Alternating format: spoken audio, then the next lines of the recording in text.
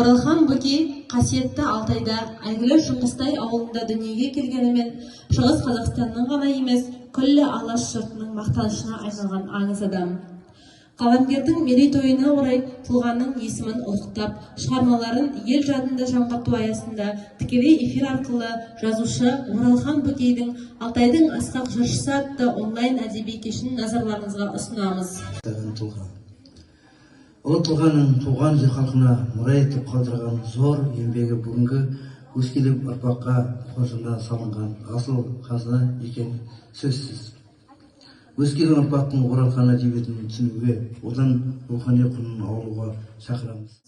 Крия, көреген, ділмар, аузын ашса көмейі көрінетін ашық кісі болған. Үнемі топ бастап жүретін, қажет жерінде Жерімнің аруысың Алтай тауым, бауырында сыңсып өскен бақша бауым. Басымда әппақ болып қар жатса да, қараймын, қызықтаймын, құмартамын. Таулардың атасысың шығысымды, менде ел көп риза ырысына. Білім ап бауырында жүрміш шалқып, ай күнім анашымсың тынысымда. Көзімді мөлдір жаспен шылап алам, жырымның күліп тоқып төсерімде.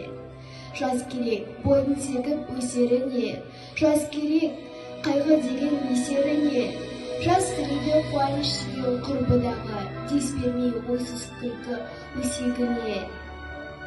Намнан ес кеткенде, орап ап жаулығына жалғызының, арылтты мені ескеп ашымының. Құйрық жалсыз жалғызбын жаудан көре, кешір адам сондықтан ащы жырым. Әдет әлі қалмаған ба, қарта жеп үй айналып шөпіш қақты.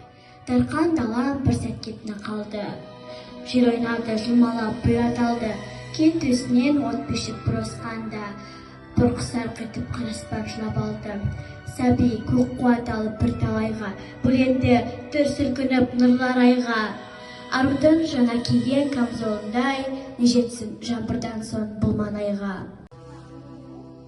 Кешірінім асқартауды кендаланы кезие өрекпеген көңілі бір сәттің шырма. Аршылы өзен құм төбелер жолықса да төзейік, жүрегіңді шаршадым деп шошыма.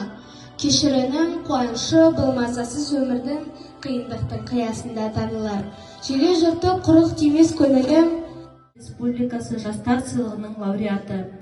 1978 жыл Найзағай ізі повестері мен әңгімелері үшін Островский атындағы бүкіл одақтық әдеби сыйлықтың лауреаты.